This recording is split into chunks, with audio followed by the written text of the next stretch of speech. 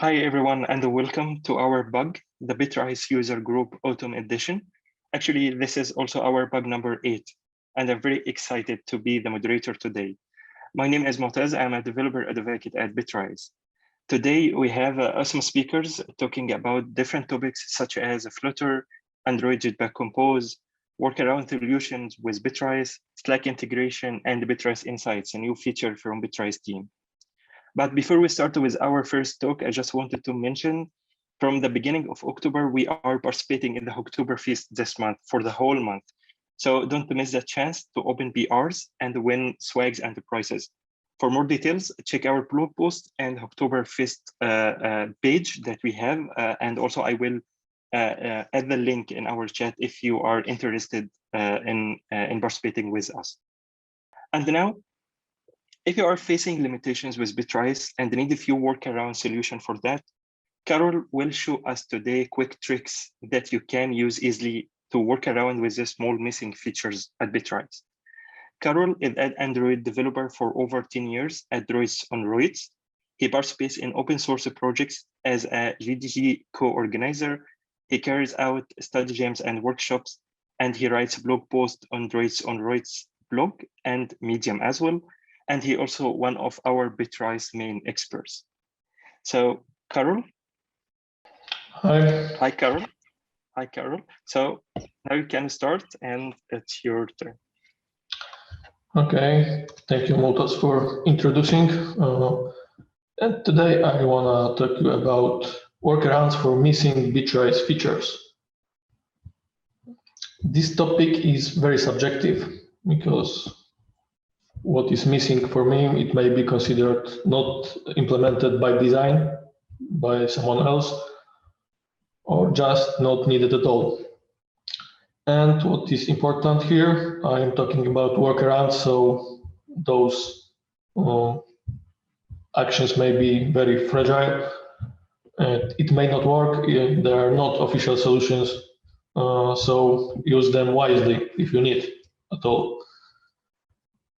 Probably at this bug, I will be able to describe one of the missing feature, but I hope at the next bugs I will continue this topic. Okay, so let's start. The first thing, first missing feature for me is the inability to enter the empty secret value. I reported this issue to the Bitrise support by ticket. They reviewed it, but they haven't considered it as a bug. I reported it then as feature request. Okay, so let's see on live demo what it is about. Here we can see the Bitrise IO UI. We have environment variable stuff, and as you can see here, there is an empty variable. This value is really empty. Text here is a placeholder. I can add something else, not specify anything here. I can save it. For environment variables, it works. But if we go to secrets tab,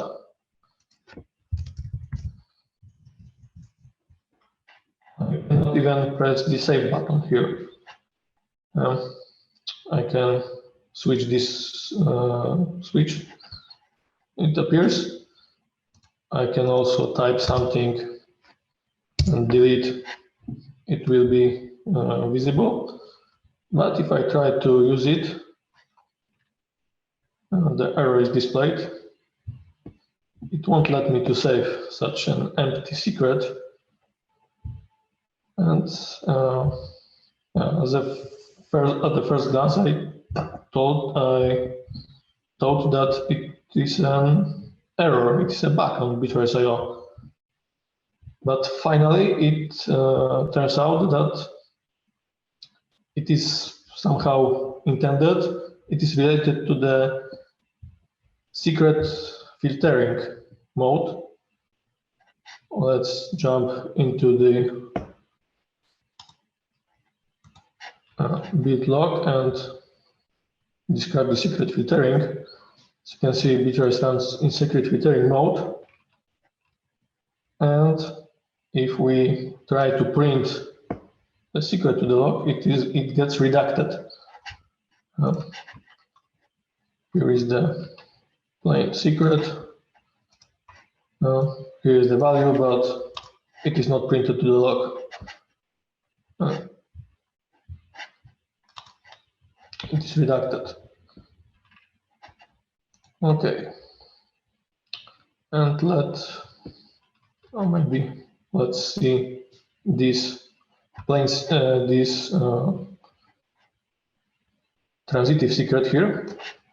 I called it transitive because the value of this secret is not a direct value like the previous one, but it uses another environment variable as a source.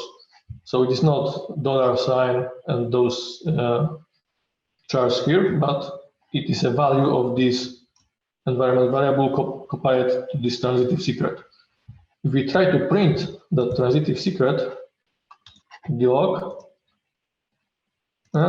it's not redacted. Let's see how it is done in the script. So as you can see here, we just print it by applying echo. There is no logic here. Everything is printed in the same way. So if you use this transitive, let's say transitive secret, the secret filtering won't work. But it also opens the ability to specify empty secret value. If we go here,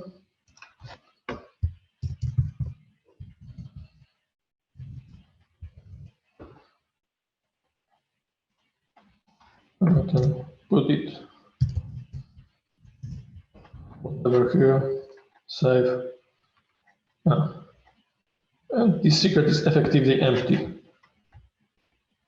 As you can see here, nothing is printed here, but it may be either empty or unset if we just try to print it.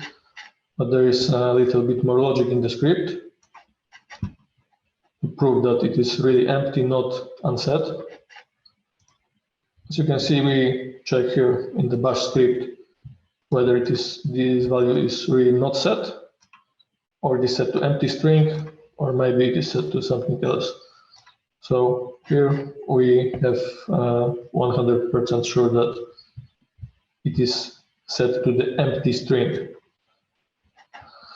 One may ask, why do I need empty secret? Why do I even need an empty environment variable? Well,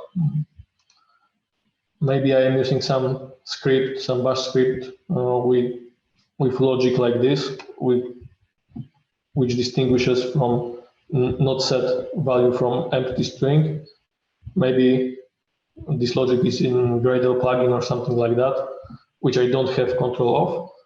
And for some reason, I need to specify this source value as a secret, not a plain environment variable. Okay, so to sum up, if you want to specify empty secret, you can use this mechanism of replacing variables in inputs. Just use non-existent environment variable here. But keep in mind, if you put some existing variable, like in this transitive secret, I use Bitrise triggered workflow ID. This environment variable is injected by Bitrise CLI at the beginning of the build. If you use something like this, then this value won't be redacted, won't be filtered in secret filtering mode. And if you want to use this feature, also keep in mind that order of evaluation is important here. As you can see on this diagram, secrets are processed at the second position just after environment variables exposed by Bitrise CLI.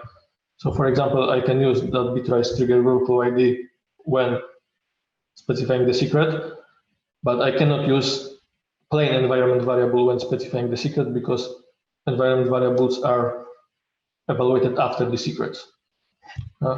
So I can't use something like that.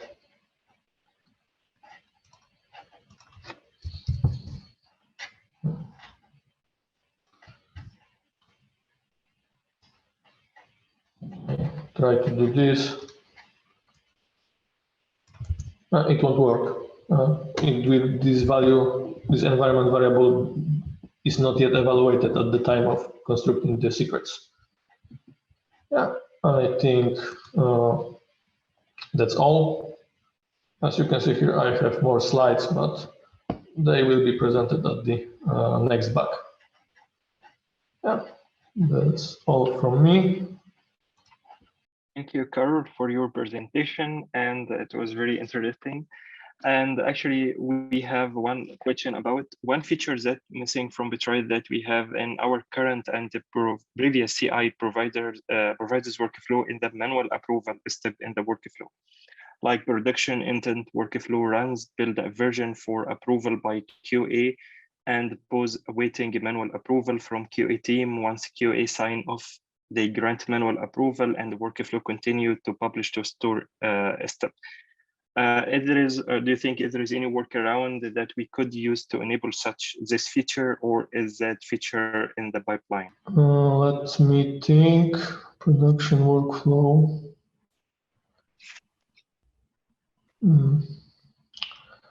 I think the workaround might exist, but it's probably not something which I'm able to describe quickly at the call. Yeah, but I will note this question and we try to answer asynchronously.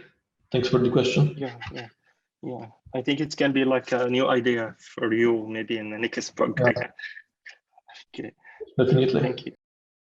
And the next one, that talking about the integration between Slack and Bitrise. So sometimes we need to integrate different third-party tools with our CI/CD pipelines to increase the collaboration and the productivity between the mobile teams. Nimish will tell us how to set up Android build automation in under 10 minutes and send your build status to Slack channel with awesome GIFs imported from Giphy library.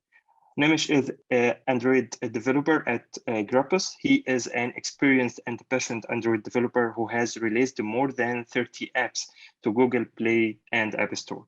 He set up Bitrise for his organization and save time for his team, and he is the one who maintains it on a daily basis. Hi, Nimish. Yeah. Hi, everyone. Thanks for inviting me. It was a very nice introduction. So today, I'll show you how to set up Android build automation under 10 minutes. So this is just a basic app which I have published to GitHub to save our time. So this is the app link. I'll just leave in the chat for users to see. So now let us set up the Bitrise for this application. So I'll just go to add a new step on web UI. For my account, I have linked my GitHub account. I'll choose this app. And for sake of this demo, I'll make the app public. We'll click on next. I'll choose my repository. There's a GitHub repository branch, which I want to make build is main branch. Next. So in this app, the Bitrise is determining what kind of project it is, whether it is an Android project or a web or a backend or any other kind of project. So it is scanning the project, and soon it will give us a hint. Yep. So now it has got that it is an Android project. So app module, I want to build app module. It's a basic app, nothing in it. So we'll build the default app module. Variant, there is no special variant in it, so we'll leave it empty. So here we are next. So we'll leave the configuration as it is default. We'll click on confirm. Yep. As of now, we can skip uploading custom image. So what is a webhook basically? So Bitrise, this project will get all the updates which it can register a webhook. So whenever any activity is done, it will get a callback to whether to do any operation or start a build or not. So I will just ask Bitrise to register a webhook for me. So whenever any branch or PR is merged, we'll get a notification here and we can start a new build or do whatever we can. So yes, so Bitrise has now kicked off our first test build for us. I'll just click on the banner. It will go to the build details page. Let me show you what is a workflow. Till the time this app is building, I'll show you what is a workflow and like what are some of the steps involved in it.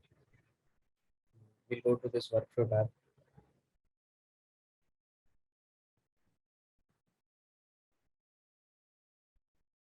So basically, there are two workflows present inside it. One is deploy, one is primary. So what is a workflow? Workflow is basically series of steps series of operations which we will perform in this workflow.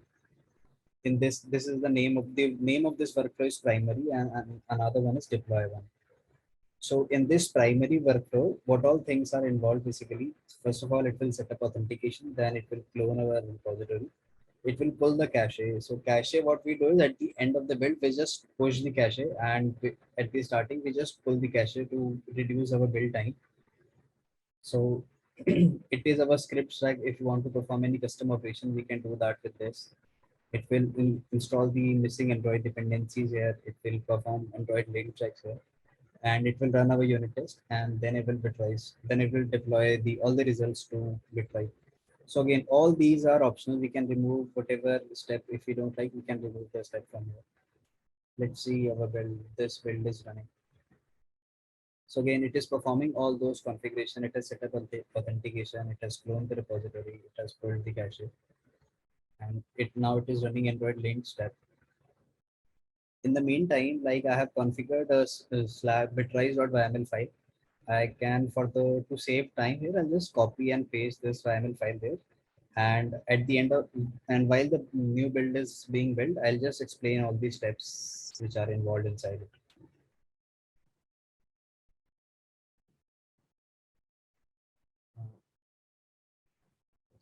So I'll just paste this bitrise.yml file and just click on save. And also I'll share the link of this. This is the bitrise.gist file, bitrise.yml gist. It's a public gist. Yeah. So now in order to get our builds on our Slack channel, what we have to do is basically we have to set up a place. We have to give it a place where we will receive the callback. Add apps to this channel. I'll insert the app called incoming webhook.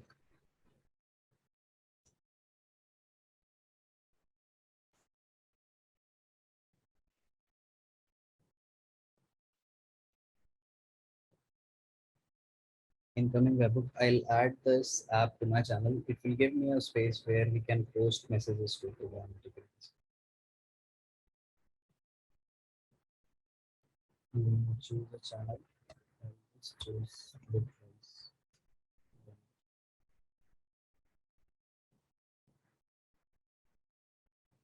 Yes, we are done. I'll just copy this URL and we'll go to secrets. Add link. From this, we'll name this Slack webhook.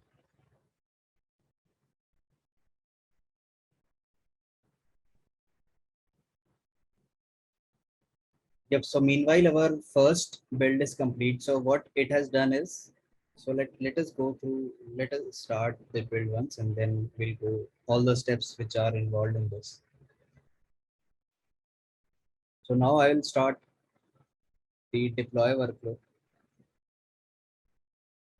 I'll start this deploy workflow.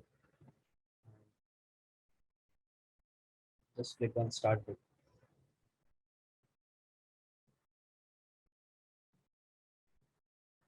So in primary workflow, what all steps it has performed is it set up authentication, it cloned my repository, it downloaded the cache, and it has installed the missing Android tools basically. Then it ran lint checks across my code base. If like any lint check is missing, it would have given the error. Then it had run the unit test. Again, this was a very default project, so it didn't have any test cases. And then it has all the files which were generated in the meantime, it has deployed to Bitrise, and at the end we have pushed the cache. And these all took only 2.9 minutes basically. Now we are so this is just to run test lint and all. It did not generate any APKs or like any other output files, any other much output files. But now we are talking about the deploy workflow. In deploy workflow, at the end of this workflow, we will get an APK file which we can distribute automatically. So let's see. So let's see what all steps are being performed inside it. I'll just open the workflow.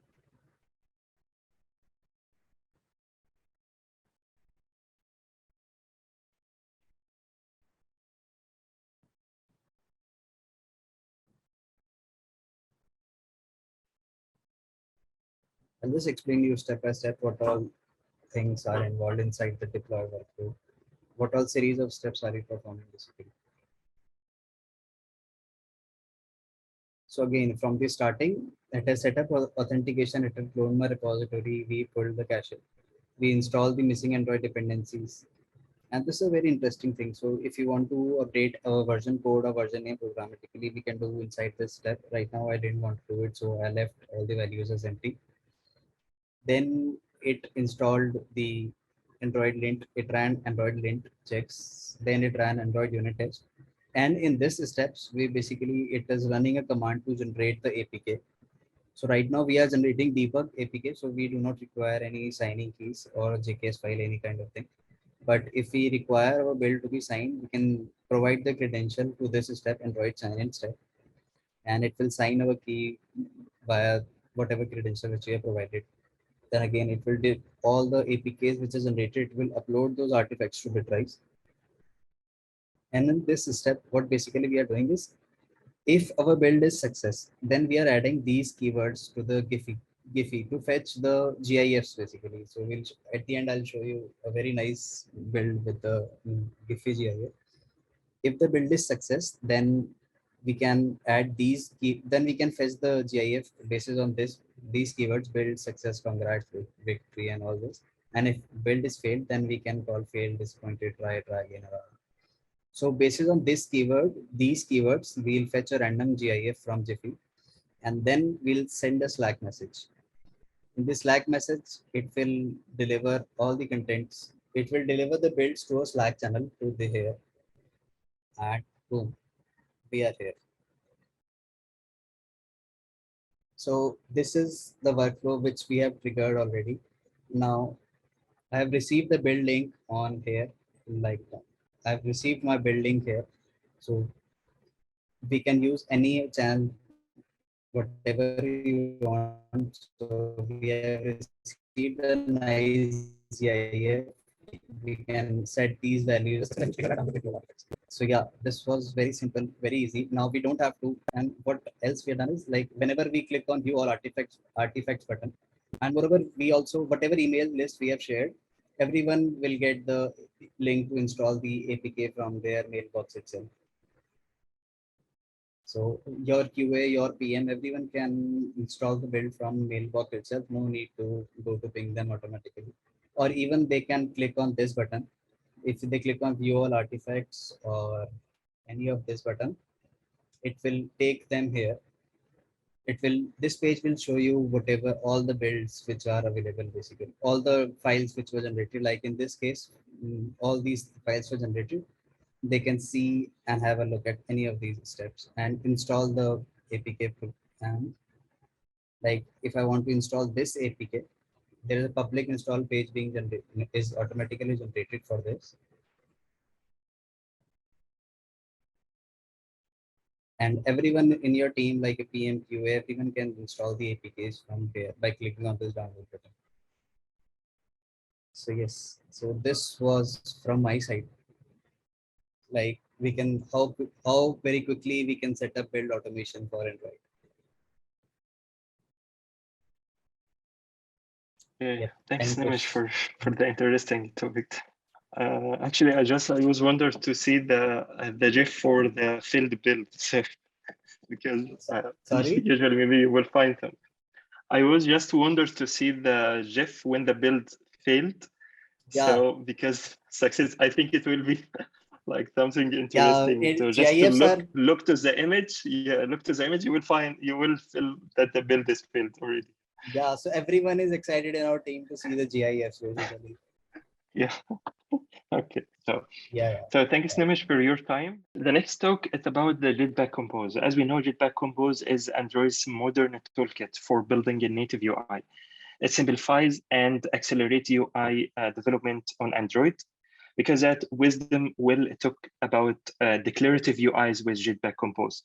Wisdom is a lead Android engineer at Suffix with considerable experience in mobile development, native Android dev, documentation, and technical writing, community management as well. He also a Firebase developer and a Bitrise expert. Hi, Wisdom. Thanks Yeah. for attending our bug today. All right. Hello. Yeah. Good afternoon, everyone. Yeah. So today we're talking about Jetpack Compose, majorly the difference between Jetpack Compose and which is the declarative UI and the imperative UI. All right. So let me start by sharing my screen.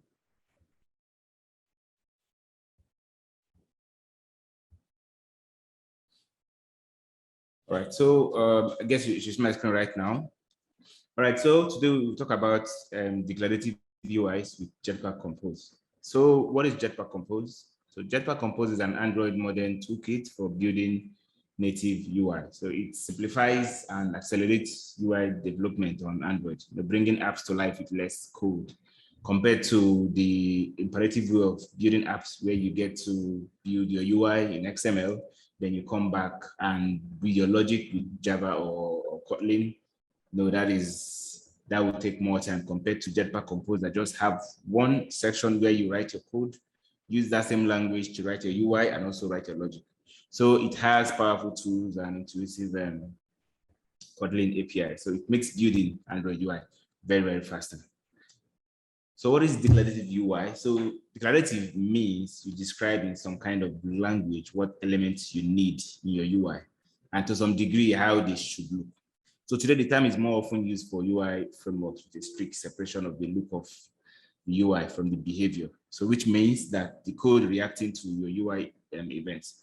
So for example, you're using your XML, like I said, you declare the look of your UI in a specific XML, but implement the behavior in a separate program code, which is what we've been building with Android, where you design your UI XML, then you come to your program code section where you use either Java or use Kotlin to now write the logics. So this design paradigm makes use of one programming language to create the entire application. Example, you have your Jetpack Compose, you have your Swift UI, and you have your Flutter. Yeah, you just use one language to build the UI and build the logic and build everything, which is an entire application. So the differences. So let's take a look at some differences between Jetpack Compose and the old XML layout. Now, one of them is the language. Now, in the imperative UI system, we had both XML files and we have the Java and Kotlin files working together to bring about the entire application. So in Jetpack Compose, it's different. There's only one language used to build everything, which is Kotlin. The business logic, the UI interface are created in Kotlin classes. As simple as that. So now going over to the theming section, before Jetpack Compose, themes were set in manifest and the various styles attributes were declared in resource folder in XML files too. We also had material design classes for the themes. But in Jetpack Compose, everything is just quite different. So it also comes with a pre-configured material design theme. You can customize this theme to meet your own demands in an easier way to provide properties like shapes, typography, and colors in the material theme composable. We'll still have time to look at those classes in our Android Studio. So state management. So in imperative UI, state management was not as easy as declarative UI. You have to talk about managing the states in an activity. You now talk about managing states in fragments. But in Jetpack Compose, it's just one, just your composable.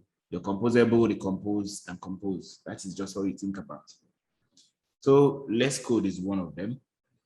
So compose allows you to do more with less code compared to using the Android view system, buttons, list, or animation. Whatever you need to build now is less code to write. So the code you're writing is written only in Kotlin rather than having it split between Kotlin and XML. It's much easier to trace through code when it's all written in the same language.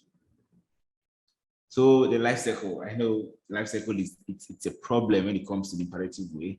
So before Jetpack Compose, you learn how to manage the lifecycle of an activity separate, lifecycle of a fragment separate. That's stressful.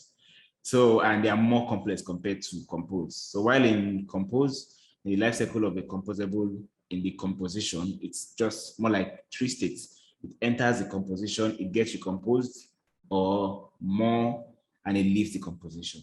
So let's have an image that would explain more about that. You know that this at the left is the activity lifecycle, and the one at the right is fragment lifecycle. So you see how you're having on create, on start, and you need to know all this.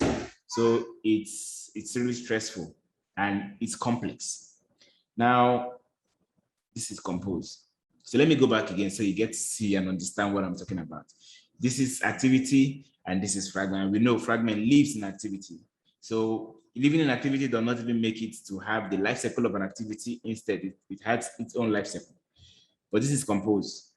Enter composition, and this is composition, then leaves composition. So while in this composition, it will now check if it recomposes once or recomposes more than once. Then after that, it goes to leave the composition. This is 1, 2, and 3. Then coming back to this, like it's so much, it's complex. So thank you. So that's all from my side. So let's go over to Android Studio and let's see everything I'm talking about live. So this is Jetpack Compose, and this is the imperative way of building Android projects. So coming down here, you get to see your team. Like I explained before, this is your team. It has the colors, shape, and theme, and your type. And coming down here, this is just a screen I built. I call this one project design screen. So I used Kotlin to write both the UI and also the logic for this in just one class if I want to. So I don't need to be jumping from XML, design in XML, and come down to this section of Kotlin and start writing the logic for that. So I write both the UI with Kotlin and also write the logic with Kotlin. So now coming down to this one, this is where I design the UI. This is the UI with XML. And go to the screen. Okay, now, and this is the logic. This is the section where you have to write the logic for this. So you see how it is. So this is just the difference with building with an imperative way of Android and also using the declarative way. So in the imperative is where you do things in more than one languages, and you have to design in a different language and come and write your logic in another language. While in this declarative way, you just do use one language to build the UI and also build the logic and interfaces and everything that will build an entire application with just one language, which is what Flutter uses, SwiftUI uses, and Jetpack Compose. So that's it here. Thank you.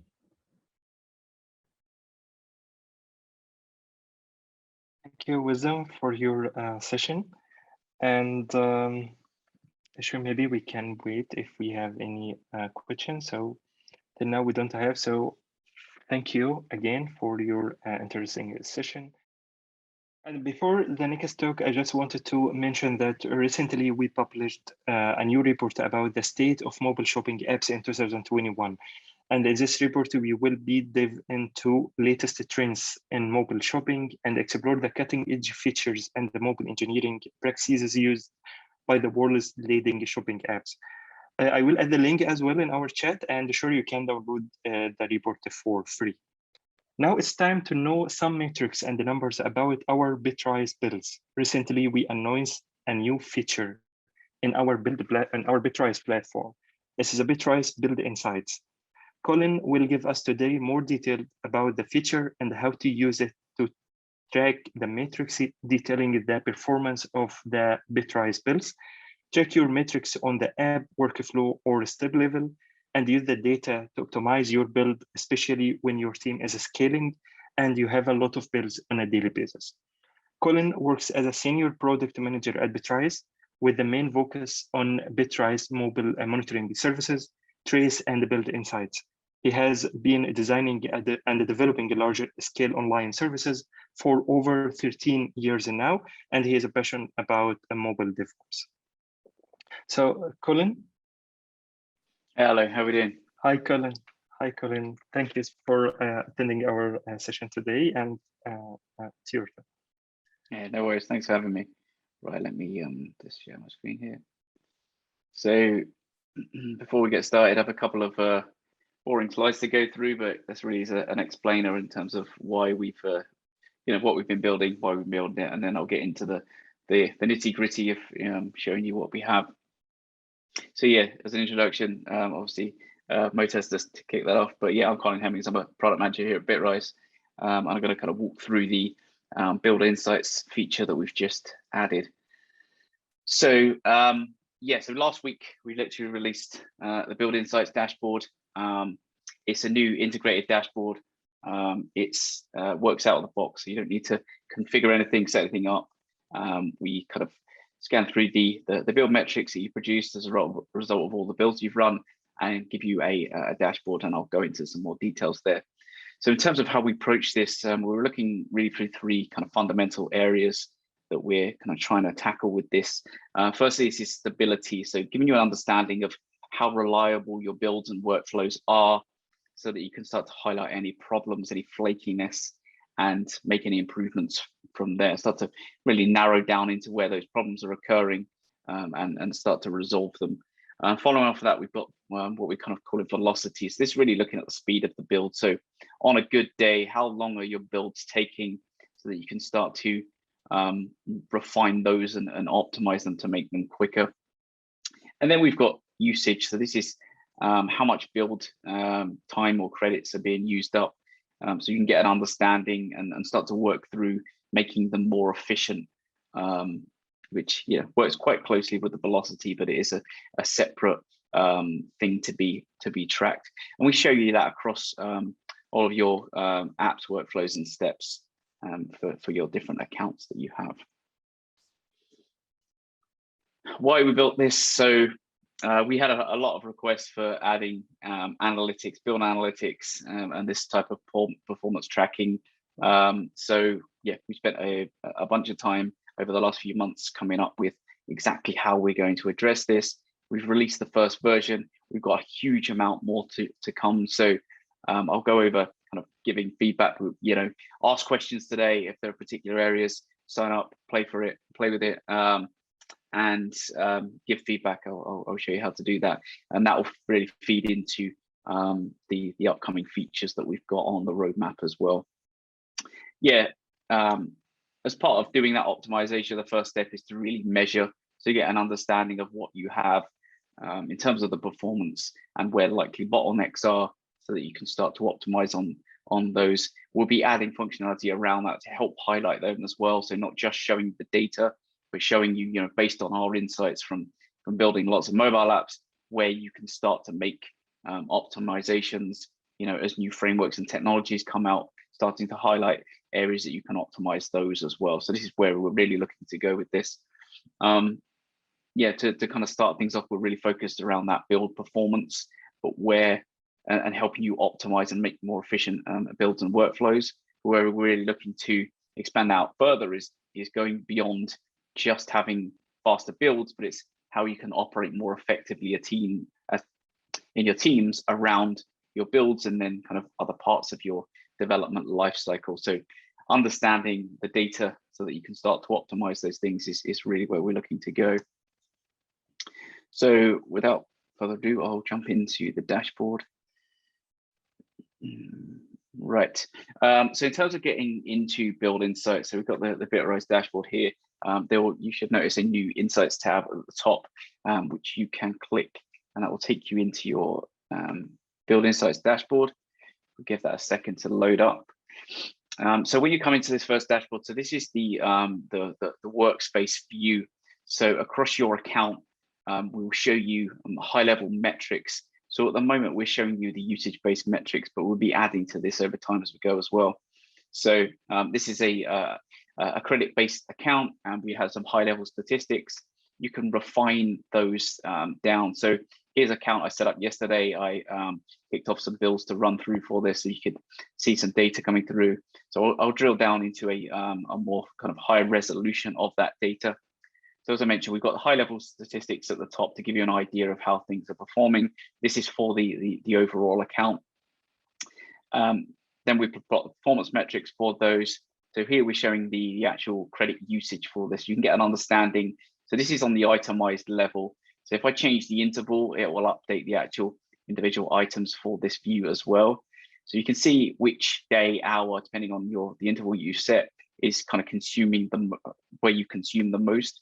But you can also switch that to a cumulative view, so you can kind of keep track of what your running total is, especially if you're keeping track of any particular budgets and things like that. You can see how you're kind of trending on those sides of things. Sorry if I jump back to that. The way that we're looking to approach this is to, at each level, get a top level summary of how things are going. And so at the workspace, you want to understand which of your apps are performing the best or the worst, so that you can focus your attention on those. So we have a summary view for each of the levels that you go through. I'll go into more detail on parts of these as we drill in, but the idea is here to get a summary, so that if you have multiple of these, you can know where to focus your attention. And then we also show you the most recent builds again. So if you had a new app or a new workflow, and you could see that the last few builds have been failing, that might be a signal where you want to start spending a bit more attention to optimize those. Yeah, and so then when you click into an application, you'll get a high-level dashboard for that individual application for the specific performance metrics that we're tracking. And so this is a simple build that I set up yesterday. You can see the actual build timeline, so the most recent builds that have run. So if you are when you're looking to drill down into these metrics, you're really looking to go from the account level and then all the way into specific builds that are posing this problem. So as an example, we facilitate that by allowing you to link through. So even if it's on the summary build list, or the latest build history, or on the actual larger visualization, you can actually click these builds so that you can jump through. Click the right one. So that will jump through into your actual build log within your CI setup, and then you can kind of actually start to look at the actual build log and get an understanding. So here we can see we've had a build that's got a typo in it, so that we can see then what the actual cause of that was, and then we can see that was subsequently fixed by the following build.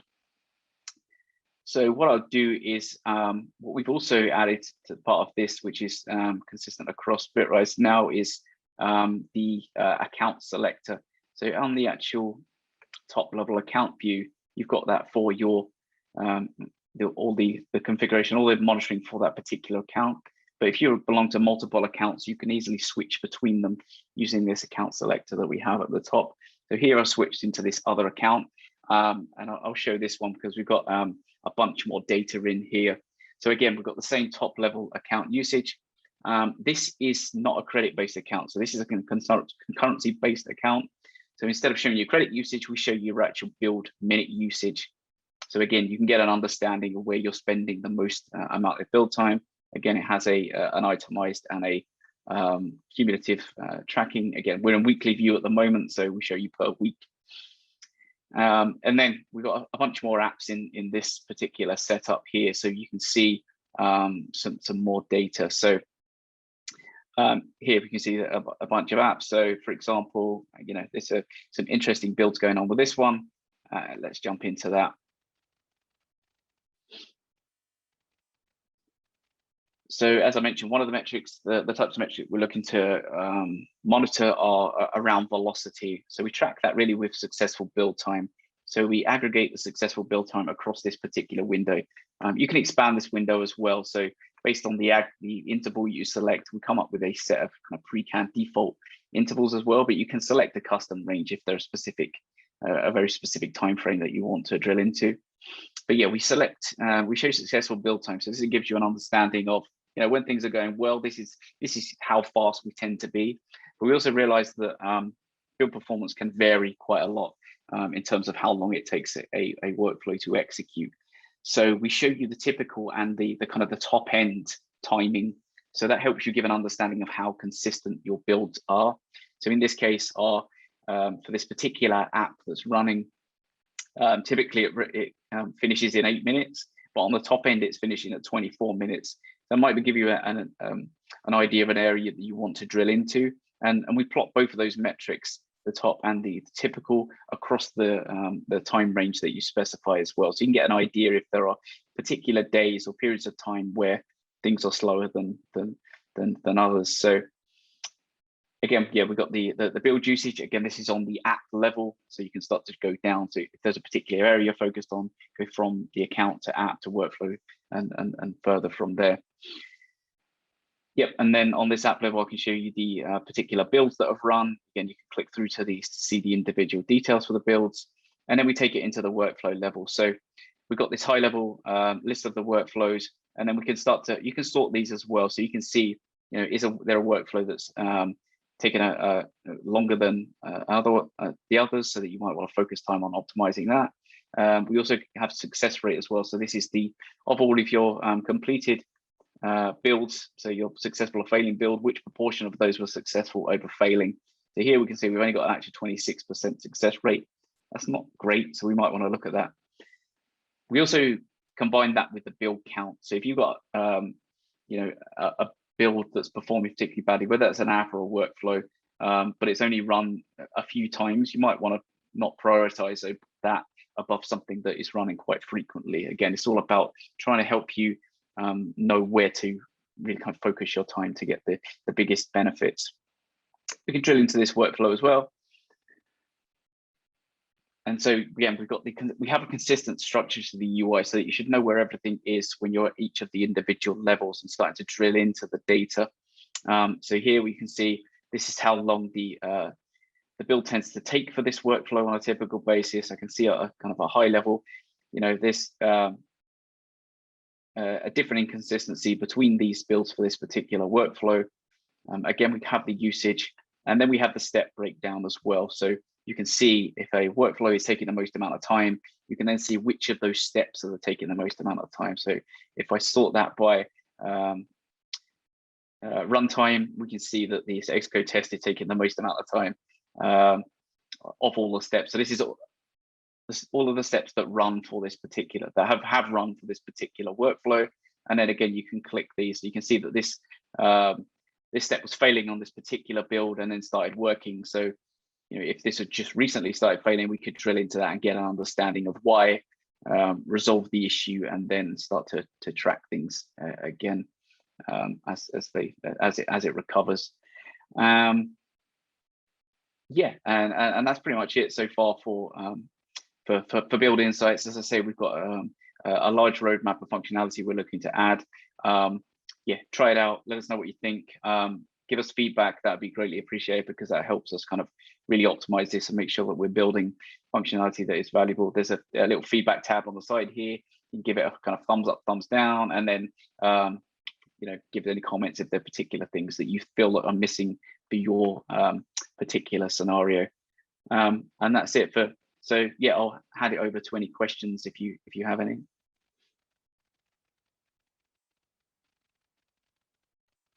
Thanks, Colin. Yes, we have one question from Matt. He is very active today. So he asking about like most Android dev teams, the build time is gradually increased over the time. If there is any way to feed this build analytics data out into external tools such as GitHub, because they already like have the result from the BR filling because lint or anything else, but they need to like the build speed check also, they need to add it into their workflow. And maybe the idea being that they could set a goal, the BR rule, if it's past this thresholds or something like this, maybe they can like failing the build or don't merge this BR, something like this.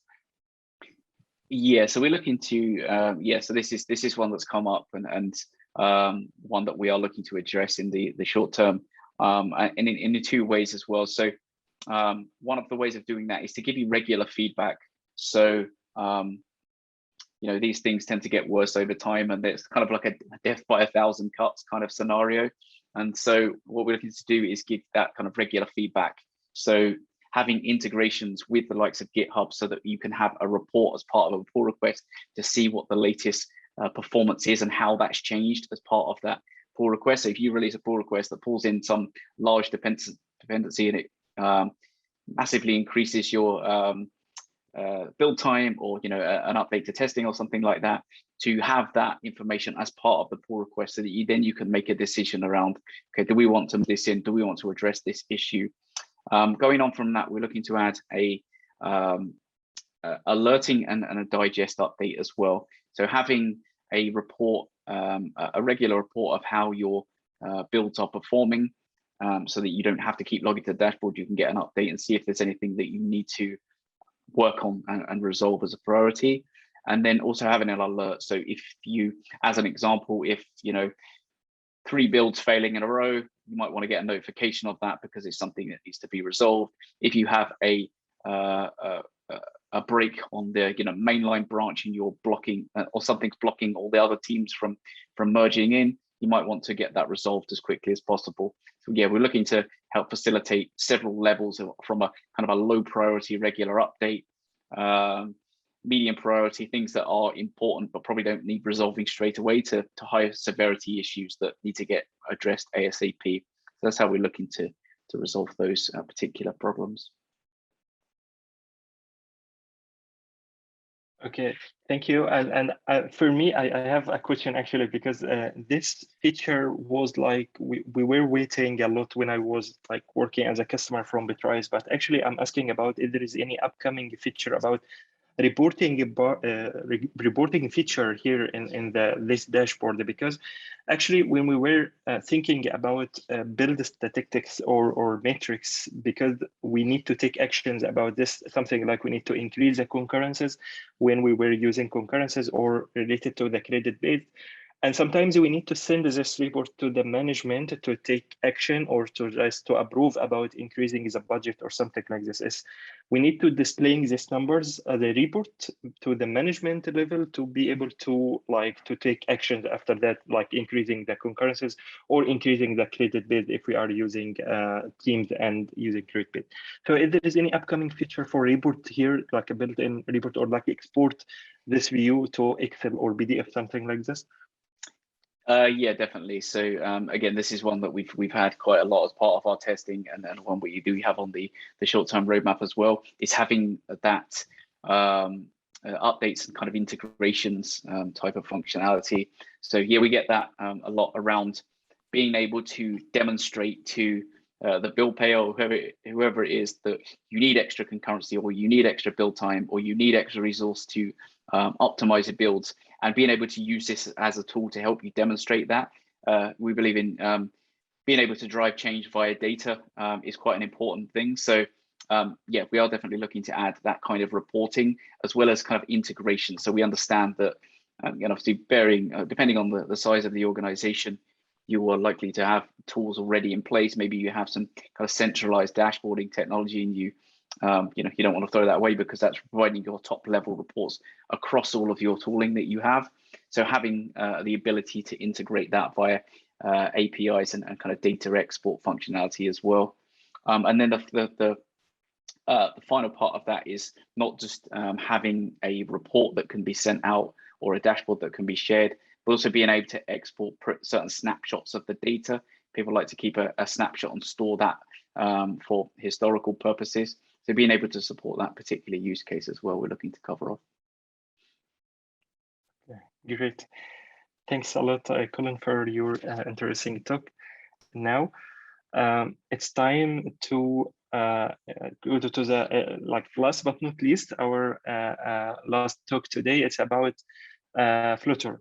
So because usually we need to configure multiple environments for Flutter deployments with our CI/CD, Sokari will tell us how to configure multiple environments for Flutter deployment with Bitrise.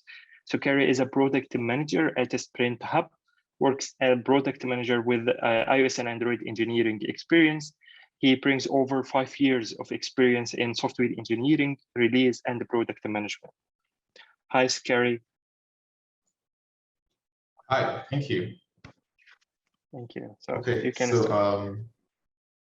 all right. So my name is Sokari, and I'll be talking about multi-environment setup with Flutter. I've been using Flutter for the past 3 years now, and I also Bitrise for the past 3 years. And we built several apps on Bitrise and Flutter, and I want to show you guys how to set up Flutter for multiple environments, which I've seen. I've also seen like a lot of questions, a couple of people asking questions around Flutter and iOS, especially the iOS part. I've seen complaints online where people say it's impossible to set up Flutter, multiple flavors and multiple environments for iOS. So I'm going to show you.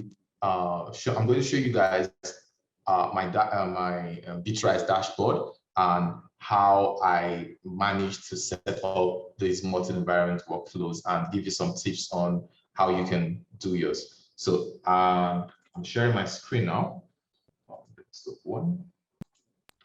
Okay, so right here, what you're seeing that it's a production level application that we set up on Bitrise. I just renamed it so that I can show you how it works. So this workflows you're seeing now, we've actually used it for production.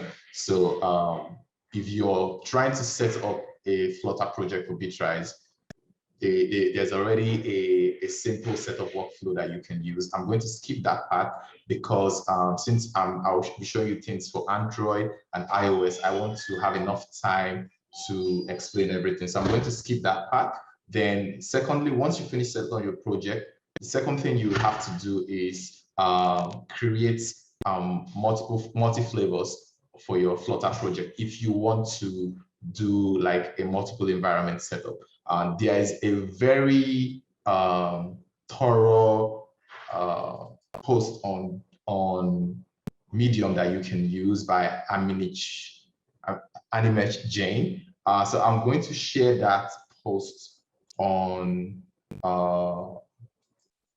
I'm going to share that post here on the chat. So anyone that wants to set up your project, you can just go through this post step by step, and you'll be able to set up your flavors both on Android and on iOS. On iOS, you're going to need Xcode, as you already know. And you also, if you really want to get this done, you might also need an Apple developer account to enable you configure a solid mobile DevOps workflow where you don't have to manage your provisioning profiles manually and your secrets manually. You can automate all those things with some Bitrise steps that I'm going to show you. Okay, so if you look at this,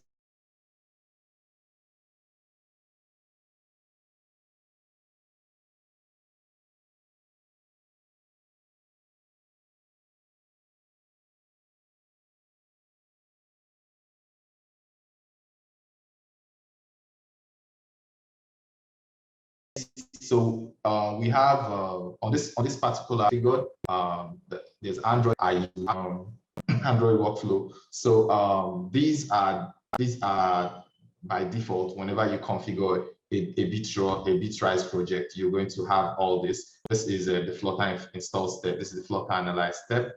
And for credentials, what we do is we write our credentials at build time. That way we can skip the process of committing your credentials to Git, which is not very good for security reasons. So you can use the change value in the file step from Bitrise to target any file in your project and write your credentials. So the credentials can be saved in secrets. So you can come to Bitrise secrets, upload your credentials. These are Android map keys that we used for the project. Instead of writing it to the Android Android manifest, what we did was we created a value that we rewrite at build time. That's what we're using this step for. Then for things like if you're using Firebase and you want to use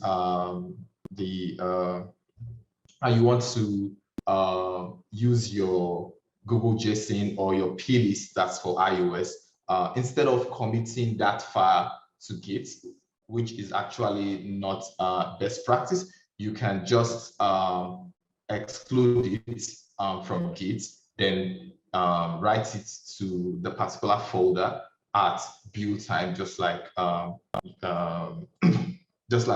we did with writing to the other file. So after that, this is the Flutter build step that comes by default. One thing I also want to point out is that by default, if you configure a Flutter project, you're going to get this.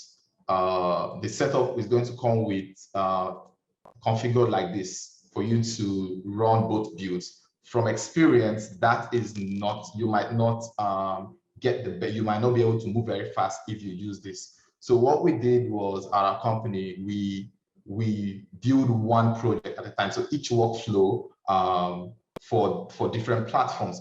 What that did was, if something fails on Android, it doesn't disturb your iOS workflow, or if something fails on iOS, it doesn't disturb your Android workflow. So that way you can still go ahead and trigger the next workflow, even if probably Android, whatever failed was Android specific, and you can still try out the iOS, and you don't have to stop the entire build. So separating the workflows for different platforms is actually something that made us move faster. So after that step, we use Firebase app distribution to for testing. All right, sorry about the break in transmission. So we use Firebase app distribution for testing, and this other step is for caching, as you already know. And we also deployed to Bitrise so we can download the artifacts manually if we need to.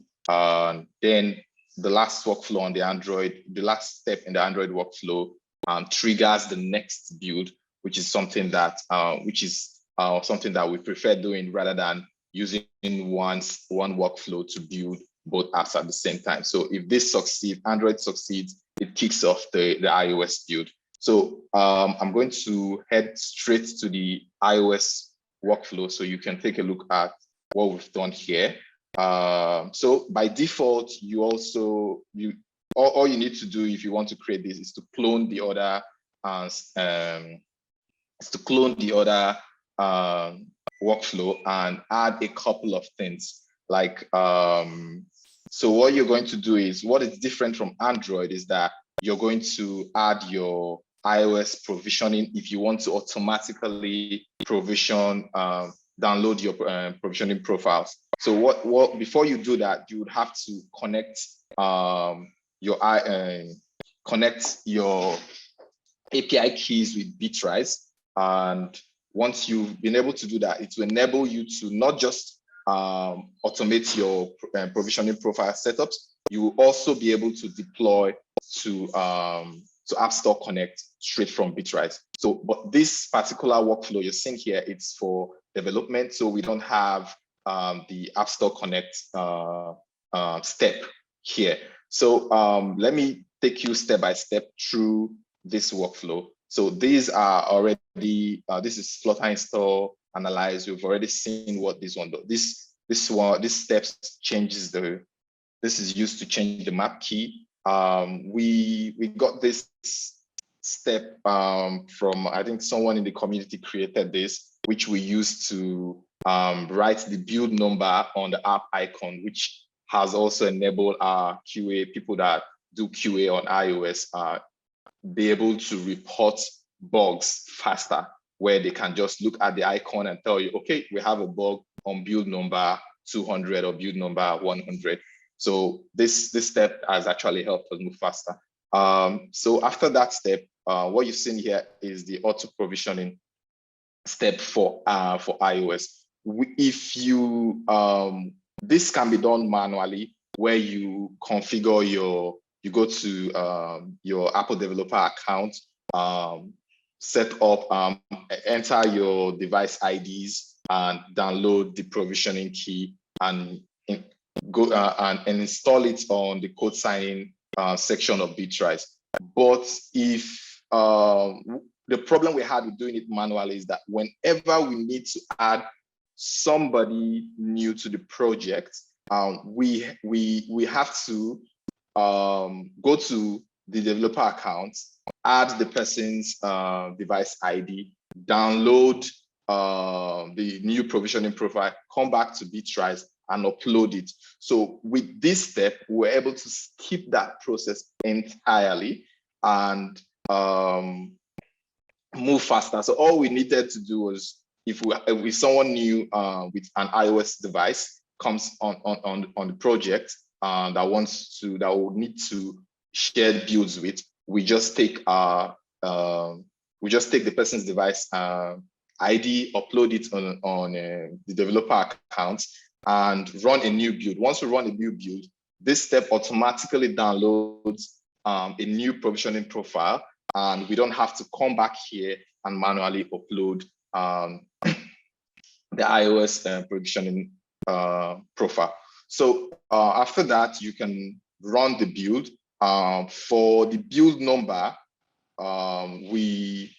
you can automatically use the Bitrise build number and use the dash build number flag, Flutter flag, and change the build number. So every build can use the Bitrise, every version code can use the Bitrise build number. So that's, with this flag, you don't have to worry. This works for both Android and iOS, so you don't have to do it separately for Android or iOS.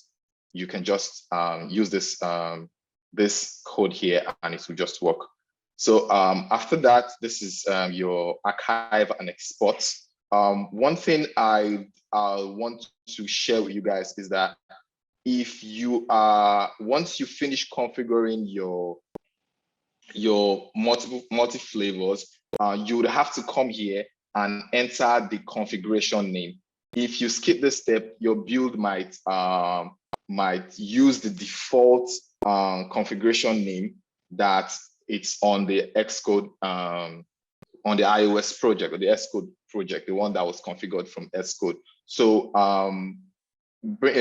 filling in this configuration name will actually enable you to switch between different workflow, different environments or flavors for your iOS project. So if you have release dev, release production, profile dev, profile production, you have to come here and enter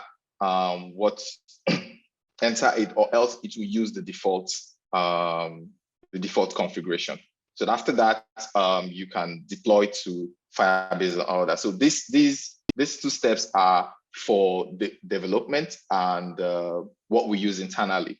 Then let me show you how the Android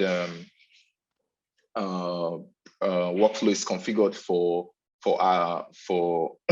deployment. So we still use the same steps. The only difference here is that you have to configure you have to sign the Android, the APK or the AAB that after Flutter build, then you would have to configure your Google Play deploy step, which is on Bitrise. You can add it and go to your Android developer console, configure your API key. Once you've configured the API key, you can upload it here as a file, as a generic file.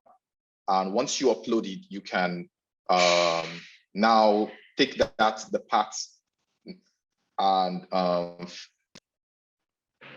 and you can use the variable that's generated by Bitrise here, and you'll be able to use the Android the Google Play deployment step. After that, you can choose the track, which is alpha here, or any other track that you created manually. For us, we use the default tracks, and yeah, and that's it. With that, you can deploy to Google Play Store from Bitrise by running your builds. Then next will be the deploy iOS, deploy to App Store, which is still the same. The difference here is that immediately after your exports, Xcode export, you have to use the deploy to iTunes. If you've already configured your Apple developer account API key with Bitrise for the development part, which enabled us to do the iOS, the auto provisioning thing, you don't need to do that anymore. You can come straight to your deploy iTunes, choose API key, and enter your bundle ID. Enter your bundle ID of the app, and you're good to go. And if you run your build, you'll be able to deploy straight to App Store. So what I'm going to do now, I'll show you how I'll show you a previous build that we've triggered, something that was successful, so you can see for yourself how this works. So I'm looking for something that we use to iOS production. This is Android. In a second, let's get something for iOS.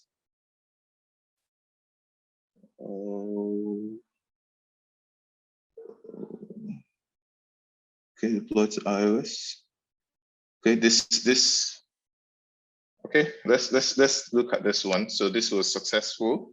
If you look at the logs, you can see for yourself. Let me expand this.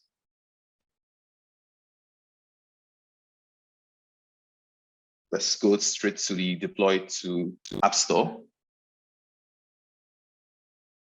So yes. So I think that'll be all. If you have any questions that something I skipped, please reach out, and I'll be able to answer your questions. There's a lot that I skipped because of the time that we allocated for this talk, but I'm open to questions. You can reach me on the Bitrise Slack workspace. I'll be able to answer all the questions you have if you're having difficulties setting up multiple environments for your Bitrise with Bitrise and Flutter. Thank you, Sokari, for this interesting topic. Actually, I know that like managing Flutter apps, you have a different challenges because you are managing two apps, Android and iOS, and you are set up a lot of things, or you are like set up like a good way, and you give us today like tips and tricks to how we can manage this and how we can use different workflows to deploy our application to the App Store or the Google Play Store. So we don't have open questions, but like that, Sokari mentioned that you can reach Sokari if you wanted to ask anything about this workflow or this implementation. And thanks again, Sokari, for your time, and thank you for attending our bug today. All right, thank you very much. Thank you. Thank you. Now we are at the end of our bug today. So thanks everyone for attending our bug today. I hope that you enjoyed the talks, and also I'm happy to announce that our next webinar will be on the 4th of November, and it will be about the 39 challenges when building a mobile apps at scale. So keep in touch and check our YouTube channel, Twitter account, or LinkedIn page for further information. Thank you and goodbye.